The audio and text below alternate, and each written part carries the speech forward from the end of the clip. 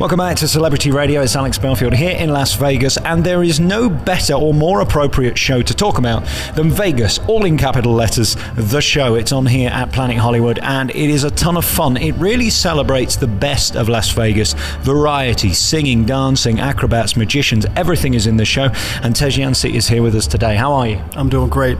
Hey, congratulations on being you. You look so cool. If I could look like you, it would be a dream. I look like this dork in this silly jacket and the silly shoes. You pull it off brilliantly. Well, actually, I just complimented the shoes, so I don't know how silly they are. I would wear those. You would? I absolutely would. Oh, I must have a bit of style. There you go. Hey, listen, tell me about this show then. Vegas, the show. I've seen it many times over the years, and the great thing is you can come back night after night. It's always different because there's always new acts. Absolutely, yeah. That's the great thing about the concept of the show. It's like old Vegas, celebrating old Vegas.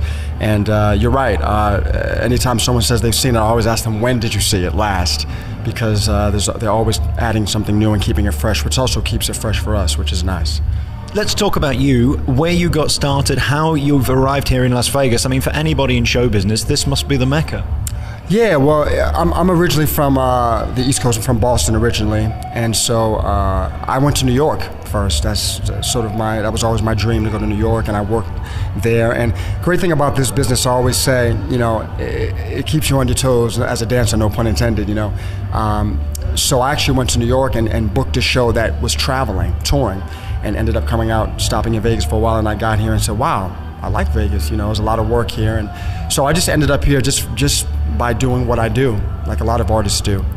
You're one of those people that sticks out and you catch the eye. I mean, that's the point, isn't it? And I was just saying earlier, I mean, we're sat here at the moment in Stripper 101, which is this class that teaches stripping. And Pony said very graciously that anybody can do it. I disagree. A lot of people can't do it, and they shouldn't do it, and shouldn't even consider doing it. It's a bit like dance, singing, anything. If you've got the gift, you're always going to stick out. Did you always know that you were destined to make a career of it, not just a hobby? Yeah, I mean, I did. I don't know. I have a lot of performer friends who, found out later or whatever. But I just happened to. I started out in a brother-sister act with my sister at 8 years old. So I've always had the bug. It just happened to be something I always knew. As a kid, I didn't think career so much. I just thought I really love what I do. Fortunately, as you get older, you think, oh, okay, you can make money and have, make a living out of this as well as have fun. So I personally always knew. And what is it you do that made you stick out? Have you ever put your finger on what made you unique? Because let's face it, there's a million dancers out there, aren't there? Well, yeah, I mean, yes, there are. I recognize that, with a lot of help from teachers and things like that, that I was a versatile artist. I'm a singer, I'm a dancer, different forms of dance, an actor, I'm a musician. So I've literally run the gamut in terms of the things I've been blessed to do as an artist. So for me, my personal strength is my versatility. And again, when we look at your career and arriving here in Vegas, I'm always fascinated how you view it. As a Brit, for me, if I'm in variety or entertainment, coming to Vegas has got to be the dream. Compared to Broadway or the West End, how does this fit in how excited you are to be here? Well, it's one of the, any place called the entertainment capital of the world has to be pretty cool if you're an entertainer, I've actually been fortunate to work on Broadway and in the West End and different places and stuff. So the great thing about this profession is you do get to travel. I've been overseas many times and things like that. So they're all different in terms of, I guess, their reputations and things like that. But for me, it's all art. It's all, the love of it, whether you're, on Broadway or whether you're in a little rinky-dink bar playing with a band. You know what I mean? So. Exactly, and if you love it, it's going to come across to the audience. Your work on Broadway and in New York, tell us about that and what you did and how successful you were at it. Well, first of all, success for me is doing it, and enjoying it. But I've been fortunate enough I've done lots of different shows. Five Guys Named Mo. I actually did Starlight Express, the tour of that. Did a play in New York called Sueños, which is Spanish for dreams. My first tour actually was with a band that went to 15 cities in China, Hong Kong, Japan, and that was I was actually in college. That was the summer of between my freshman year and sophomore year. I'm so grateful to have had the opportunity to see the world and do it, see it by doing what I love to do. And again, it's interesting. I mean, when you look at Five Guys or when you look at Starlight, they're both sung through shows where you can't fake it. What I love about Broadway is if you're trying to pretend, you're going to be caught out very quickly. I'm always curious about that feeling when the pin focus hits you and it's all about you and you've got to nail it. Is there anything more thrilling to be stood on a stage and having hundreds, if not thousands, staring at you and you've got to deliver? Is that what you live for? Well, honestly, a lot of people, I think, live for that moment because the idea of being the center of attention, and that's a very ego-driven thing. For me, of course I love that moment, but for me, I love it because of what it takes to get there. For me, it's all about the preparation. I put, the work I put in, the training I put in, and I say in the present tense because I continue to, is what makes that moment thrilling for me. And of course the applause and the appreciation heightens it even more. So for me it's more than just, I'm center stage with a spotlight on me. It's like I've worked to get here, I continue to work to be prepared to be here. So that's more thrilling for me than anything.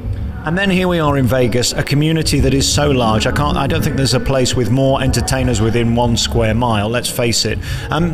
How do you fit into that? How fun is it to be around people who are brilliant at what they do? Well, it's sort of like, I'm from the East Coast, so it's like having family close by, is what it feels like in a lot of ways. It really, performers and entertainers and other artists, whether they're performing artists or other kinds of artists, really, for me, feel like an extended family. Even if you don't know them well, there's this real connection that you have. You can look at someone you've never met or stood face to face with, and they're a fellow artist, and you just feel like we get each other. We can relate to each other, and there's a support system. So from that perspective, it's great. And then, of course, this show celebrates people who have dedicated their lives to very specific, unique acts in many cases. I find that inspired that you could put together a 6-minute act that you can tour around the world for your entire life, and people like that are in this show. Do you marvel at that? Because it takes a certain discipline, doesn't it, just to master your art and keep churning it out as well as you did the first time, the second time, the millionth time. Absolutely. I do marvel at it. I think... like you mentioned, it certainly takes a discipline to do that. And for me personally, the love of it, that's what fuels it. If you don't love what you're doing, whatever it is, why do it? That's just my personal feeling about it. So, but I absolutely marvel at how you keep it fresh. And, I think audiences, I certainly hear that a lot after the show during meet and greet. People, they love the show and they say, how do you look like you're having a good time. I said, that's because I am. Right, and if you're not going to have a good time here, there's no point doing it. It doesn't get any bigger, does it, in terms of what you do? Absolutely, I totally agree with that. I think a lot of times we're conditioned at an early age. Make a living. You got to kind of get into the grind mentality, and I think that can sometimes backfire because you think you have to work hard, and it's hard and strenuous, and it doesn't necessarily have to be. And again, to be in this town of so many talented people, is it humbling in one respect that you can be replaced at any point, therefore you've got to keep at the top of your game, and B, the fact that you're surrounded by all these people you can learn from and you work with? It's definitely humbling to be around, work with so many incredibly talented people. My feeling about the whole replacement thing is, that's always the case. I mean, at any time that could happen anywhere. But I don't think of it that way. I mean, I really try to stay, I don't look too far forward or too far behind. I try to stay in the moment and appreciate what I'm doing now, because at the end of the day, you can replace the person, but there's only one Tez, or there's only one Alex, or you know what I mean? So from that perspective, we're irreplaceable in that sense. And I love the fact that you're so brave to stand there every night and do it. There's a certain mentality you've got to have to walk out with confidence, because that's what it's about, isn't it? And even when you walk in a room, you've got a look about you. Did that happen by accident, or do you have to work hard at that? I mean, is this a front, or is this a reality? No, that saying, living the dream. People say, I'm living the dream. I always say I'm living the reality, because I really don't want to live a dream. I want to live in the reality. And in terms of the confidence thing, that a lot of the credit goes to the people that supported me, my family early on, teachers. That goes a long way. When you're an artist coming up, people encouraging you as well as giving you a push when need be, and understanding that balance is crucial, in my opinion, to how you go forward. When you hear enough times, you can do this, when other people believe in you when maybe you're doubting you. There are times when that happens, even to this day. that's important to have those kinds of people. And then the other part of it certainly is having confidence in yourself. And for me, it comes from, you know, a much higher source. And for me, so I walk with that, knowing that, you know, my back is gotten, so to speak. And on those days when you're tired, I mean, you're doing an enormous amount of shows a week, more than anybody ever would on Broadway or in the West End, albeit these are slightly shorter shows. Where do you pull that energy from then? What is that spirituality that gets you back on stage? Well, you know, I remember I had a great director say one time, you know, bring your day with you. You know, there's some people, it's different philosophies. Some people come from the school of like, you know, we're going on stage or on a set or whatever it is you're doing, and you sort of drop everything and you go into your training mode. And some people believe take with you what you have and use that. That's the great thing about art, is that you can use it. Some days you are more tired, and obviously you don't want to show that, but you can certainly sort of draw from that in terms as an actor. I mean, because the reality is there are days when you're going to be tired, when you're doing 8 or 10 or 12 shows a week. It's just inevitable, you know, we aren't machines. But you draw from the training, and you draw from me, from the love. And sort of, I think, embracing that. Okay, I'm tired, I'm gonna dig a little deeper. You embrace it as opposed to ignoring it or trying to pretend it's not there, you know? And of course, you're a very good-looking man and incredibly thin as well, and you're in a town where there's a buffet on every corner. How do you avoid the spice buffet where you could put on 1,000 pounds within a week and a half? Well, first of all, I appreciate the compliment. Thank you. You know, clean living. I mean, it's just like, you know, when I first came to Vegas, I said to my mom, "Hey, Mom, I got a job that took me out to Vegas." She said, "Vegas?